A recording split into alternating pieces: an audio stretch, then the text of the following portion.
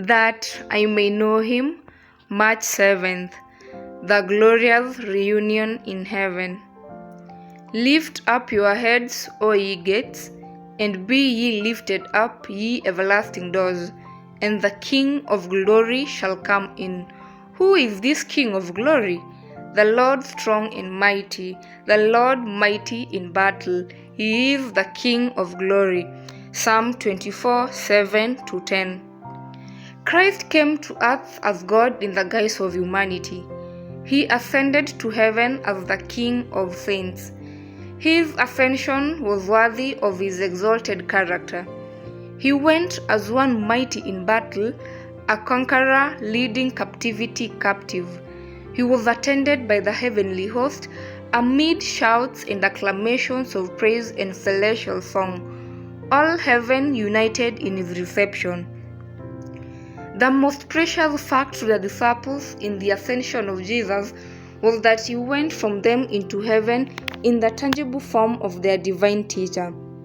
The last remembrance that the disciples were to have of their Lord was as the sympathizing friend, the glorified Redeemer.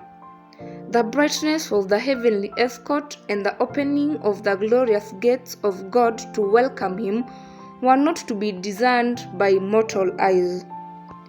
Had the track of Christ to heaven been revealed to the disciples in all its inexpressible glory, they could not have endured the sight.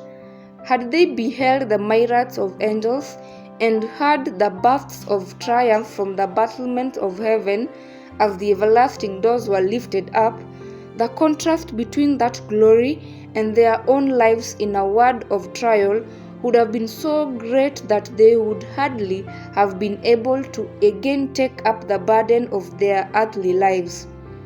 Their senses were not to become so infatuated with the glories of heaven that they would lose sight of the character of Christ on earth, which they were to copy in themselves.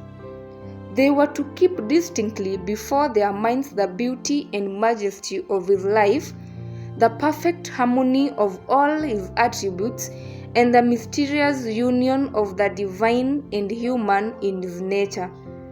It was better that the earthly acquaintance of the disciples with their Savior should end in the solemn, quiet, and sublime manner in which it did. His visible ascent from the world was in harmony with the meekness and quiet of his life.